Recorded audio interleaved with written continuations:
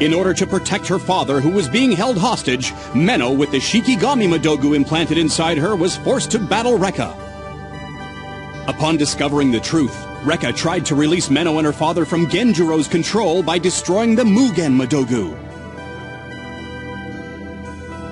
And now Rekka must face Genjuro, the leader of Team Uruha Illusion, in the final match of Round 2.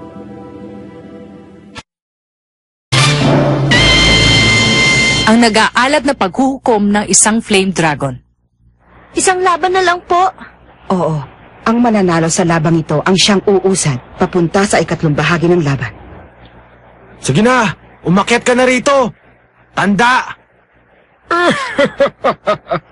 Mukhang mas matapang ka pa ngayon kaysa noong huli tayo magkita. At ngayon, para sa huling laban na ikalawang bahagi. Isang bagay lang bago kami maglaban. Kapag ako ang nanalo sa labang ito, tatanggalin mong mahiwagang sandata na nasa loob ni Lina.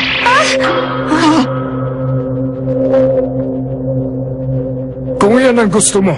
Pero kapag ako naman ang nanalo, si Lina ay mamamatay din katulad mo. Maliwanag ba? Masama ang ibig sabihin nito. Pero, huwag ka mag-alala, Lina. Maniwala ka kay Rekka. Para tulungan siya, iniisip ko palagi na mananalo siya. Tama yon. Hindi talaga magpapatalo si Rekka sa matandang yon. Oo nga! At isa pa, nasira na ng Flame Dragon ni Rekka ang kanyang mahiwagang sandata. Pwede na nating masabing panalo na tayo. Yan ba ang palagay nyo? Si Genjuro, isa sa mga orihinal na kasapi ng Uruha Jushinshu. Jushinshu? Sa pamamahala ni Kurei, mayroon siyang 10 pinuno na pinakakapitagan at umani ng kanyang paghanga. Sila ang mga miyembro ng Jushinshu at pinatunayan na nila ang kanilang kapangyarihan kay Kurei. Mula sa pananaw ng isang ordinaryong sundalo, sila ang mga general ng pakikidigma. Sina Gideon at Shiju ay sarhento lamang kung ikukumpara sa kanila. Kami ni Lola ay masyado pang bata kaya nilagay kami bilang reserba ng Uruha. Kung ganon, sinasabi mo na mas malakas pa siya kesa sa mga nauna nating nakalaban. Paano na tayo? Palagi na lang ba tayo dadaan sa butas ng karayom sa tuwing lumalaban tayo? Pwede ba, Max? Tigilan mo na nga yung kadadrama mo. Kahit na ano pa sila, mas mahina pa rin sila kay Kurei. At si Kurei lang ang dapat nating bantayan. Kahit pa paano may sinasabi rin palang matinuyan si Rekka.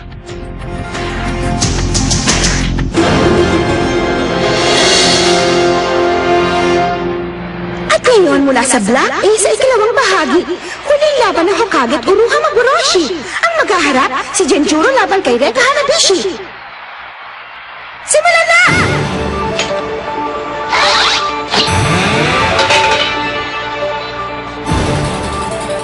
Bilang pamalit sa iyong mahiwagang sandata na Nugen, ay ang iyong espada, hindi mo ako matatalo niyan!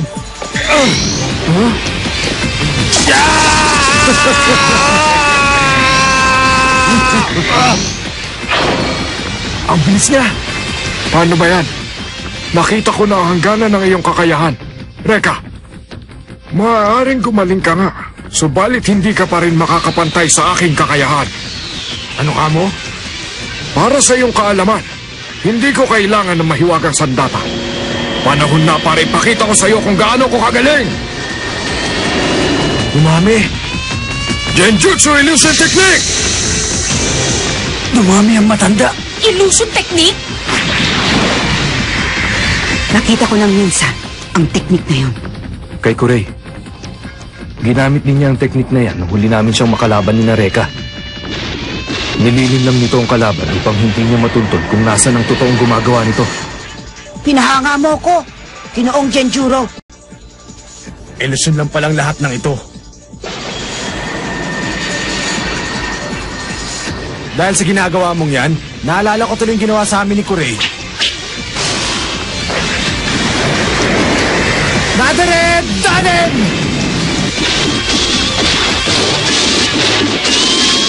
Nasaan na siya? Nawala na. Kung ganon, nasa na siya? Ha? Sa taas mo!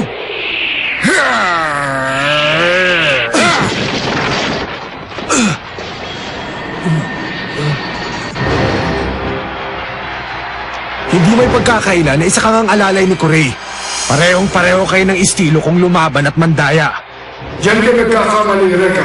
Nakita ko rin ang gamitin ni Kurey ang illusion technique na ginagamit ko. Subalit ako lamang umiyasa sa paggamit ng technique na ito. Natutunan lang itong gayahin ni Kurey. Saan ang gaya? Ito ang subukan mo. Ang tunay na kapangyarihan ng aking illusion technique. Hindi naman masama ang teknik na yan. Kaya lang alam ko pa rin kung nasaan ka. Kahit ilang beses ka pang dumami, hindi mo pa rin mapapadami ang espada mo. At yan ang kahinaan ng iyong illusion technique. Ang totoong Genjuro lamang ang siyang humahawak ng espada. At ang iba ay mga ilusyon na lamang!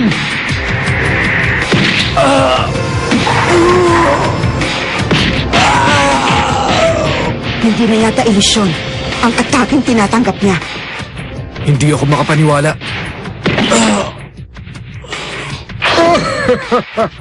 Kahit itaya ko pa ang aking buhay, sigurado ako na hindi makakayanang gawin ni Kurey ang ginagawa ko ngayong illusion technique.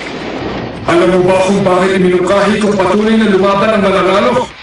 Dahil makakasiguro ako lamang ang makakatalo sa inyong lahat. Si Shiju, Gideon at Lina. Maganda rin pinakita nila sa kanilang laban. Subalit silang lahat ay karutong lamang ng aking katauhan. Malaki pa nga ang iyong naitulong, Reka, at nanging mapatid. Dahil napatid ko kaagad kung saan ako nagkamali sa aking mga alagad. Sa ngayon, ako na lamang ang kumakatawan sa buong pangkat ng Uruha Maburoshi. Ang dapat ko palang sabihin ay kaming sabok. Sandali lang! Hanggang ngayon pa rin ba minamalito pa rin ako? Saya! Engine!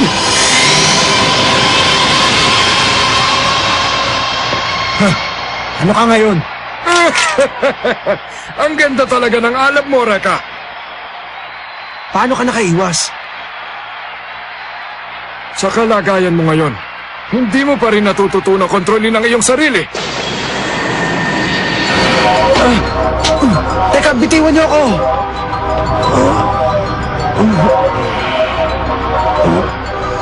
Asar!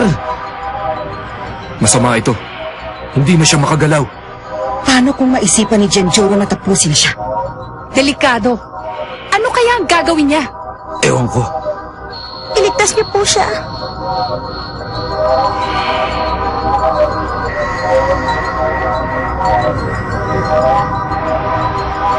Ngayong bihag na siya ni Genjuro, hindi na makakalaban si Reka. Sige na, tapusin mo na siya, Genjuro. Gawin ang nararapat sa mga pangahas na lumalaban sa atin. Mukhang lumipad na sa hangin ang pag-asa mong manalo. Tama na tanda!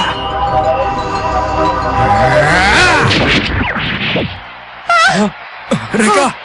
Ang anak ko! Buhay!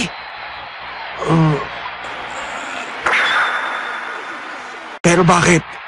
Kaya mo na akong tapusin kung gugustuhin mo. Ano pa ang inaantay mo, Genjuro? Tapusin mo na ngayon si Reka. Para ito kay Master Kurey. Tumahimik ka dyan! Kurey! Sawang-sawa na ako! Hindi ako sumali sa paligsang ito para sa kanya karangalan! Genjuro, naintindihan mo ba kung ano ibig sabihin ng sinabi mo? Kailan ka pa nagkaroon ng lakas ng loob na pagtaksilan si Master Kurey? Tumitiwalag na ako sa kanya! Ano? Isang bagay lang ang gusto kong linawin. Kailanman ay hindi ako lumaban para kay Kurey. Sumali ako sa paligsang ito para tapusin si Kurey! Sumali ka dito para lamang iligpit si Kurey? Tama. Maraming beses na kami nagharap ni Kurey. Noong una'y natalo niya ako. Pagkalipas ng ilang taon ay muli kami nagharap. Subalit sa ikalawang pagkakataon ay natalo pa rin niya ako. Ang kapangyarihan niya ay parang nanggaling sa Diablo. Hindi. Si Kurey mismo ang Diablo. Napatay niya ang lahat ng aking mga nilikhang alagad. Nasayang lamang sa kanya ang aking illusion technique. Ginoong Genjuro, inaanyayahan kita maging bahagi ng aking koponan. Nais kong matutunan ang iyong kapangyarihan. Tapat ang ginawa niyang pag-anyaya sa akin. Subalit nakita ko sa kanyang mga mata na may masamang mangyayari sa akin kapag hindi ko siya pinuunlakan. Naging kasapi ako ng Uruha Jushinshu at sunod-sunuran sa kanyang mga utos. Pero kailanman, hindi ko nakalimutan ang araw ni dinurog ni Kurey ang aking pagkatao. Nais ko pa rin makapaghiganti at may bangon ang aking karangalan. Nais ko pa rin matalo si Kurey. At kapag nangyari yon, magiging akin ang buong pangkat ng Uruha! Kaya pala, malinaw ng lahat. Tumahimik ka na, Janjuro. Baka nakakalimutan mo na ang katayuan mo. Inaamin ko na sa kalagayan ko ngayon ay hindi ko pa rin matatalo si Kurey. Pero isipin mo na lang ang mangyayari kung makukuha ko ang 8 Flame Dragons ni Rekka. Isipin mo! Naomi. Ano? Nanakawin niya ang Flame Dragons ni Rekka? Paano niya gagawin yon? Sisimulan ko na ngayon ang aking psychic surgery. Isang proseso na magtatanggal sa 8 dragon. Seryoso ka ba, ha? Nanakawin niyang 8 dragon ni Rekka. Posible bang magawa ni Genjuro yun? Marami na rin akong tinanggal na sakit sa 8 hugis sa tanyo. Tsak na hindi rin iba ang prosesong yon sa pagkuha ng 8 dragon. Kaya magiging madali lang yon. Asal, seryoso ka bang talaga? Ako ang nagmamay-ari sa kanila. Bitiwan mo ako! Bitiwan niyo ako! Ang iyong 8 dragon ay magiging akin ngayon!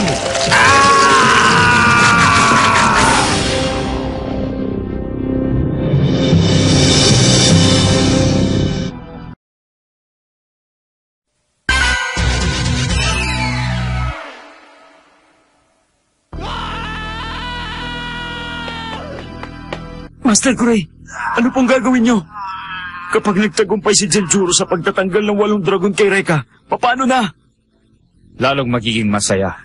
Binala ko mapaghiwalay ang buong Jushinshu upang masubukan ang kanilang katapatan sa akin. Noon pa man ay inaasahan ko na si Genjuro ay magiging taksil. Talagang nakakapangilabot. Anak ko! Ira. Tama ka. Tulungan natin si Rekka. Wag! Hanggang ngayon naglalaban pa rin sila. Nakalimutan niyo ba?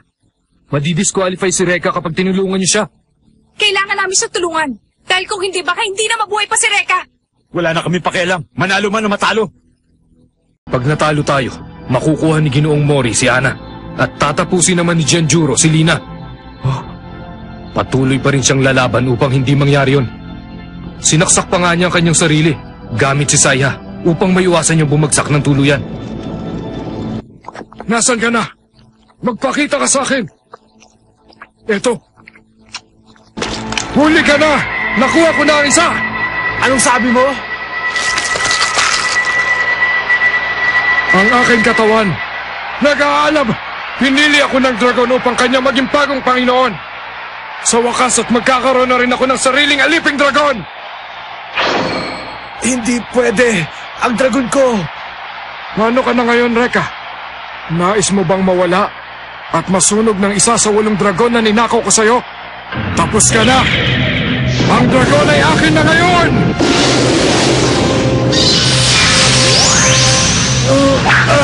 Humura!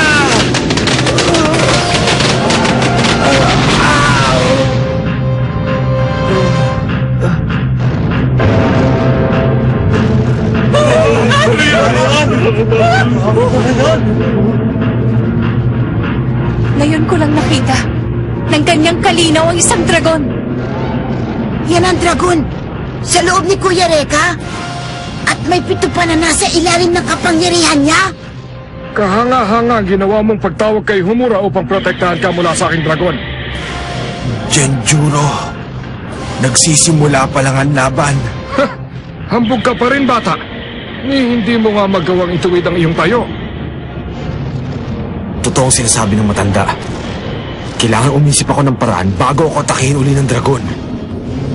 Ikaw naman ngayon, Saya. Sandali! Mas mabuti kung wala tayong gagawin. Ha? Ang dragon na ninakaw niya sa'yo ay nagngangalang Setsuna. Isa siyang malupit at mapaghiganting dragon.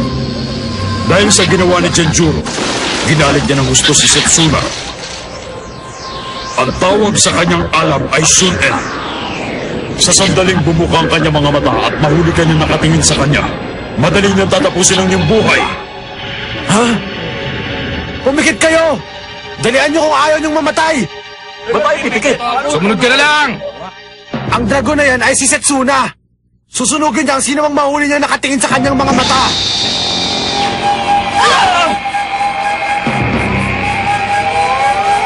Pikit na sabi! Eh kung ayoko. Ikaw naman ngayon matandang Genjuro. Ipikit mo na rin ang iyong mga mata. Pag ipinikit ko na ang aking mga mata at saka mo naman ako atakin, hindi ba? Hindi mo ako malilinlang. Setsuna! Atakihin mong muli si Rekka!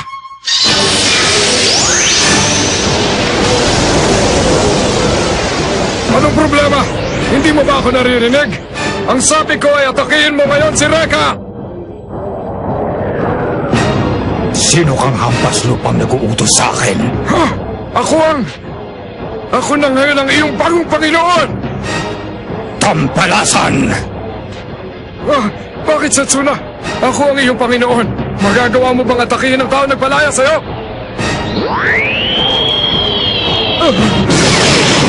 Sinungaling!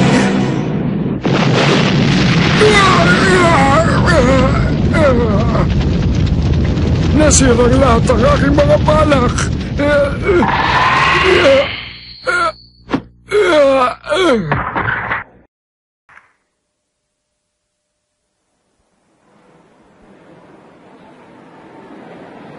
Tapos na siya.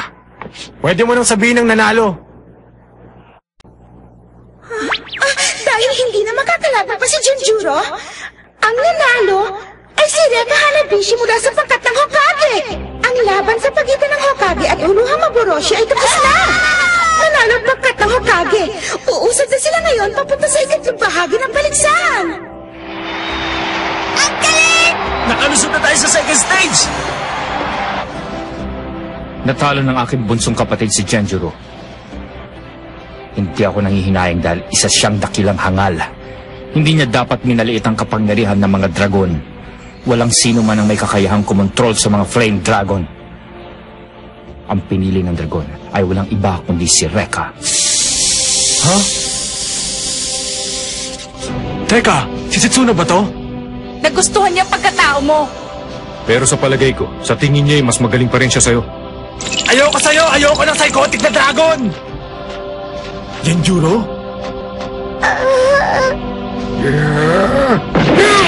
Lina!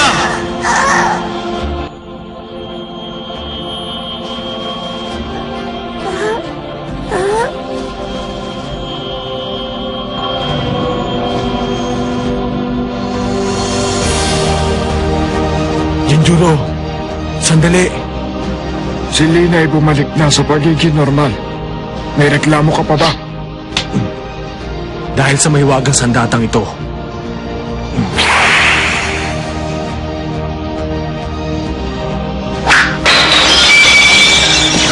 Rekka, gusto ko lang sabihin na maraming salamat. Nako, baliwala yun, basta ikaw. Huwag po kayong mag-alala. Huwag kayong gagalaw dahil papagalingin ko na kayo ngayon. Tutulungan mo pa rin ba ako? Masaya na ako sa impyernong patutunguhin ko. Salamat na lang. Magandang binibini.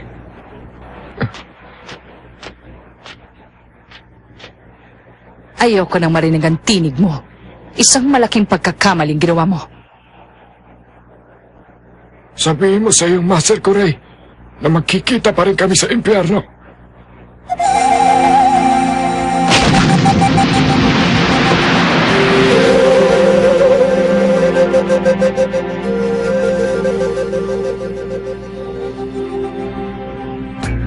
Ito ang pagkatandaan ninyong lahat.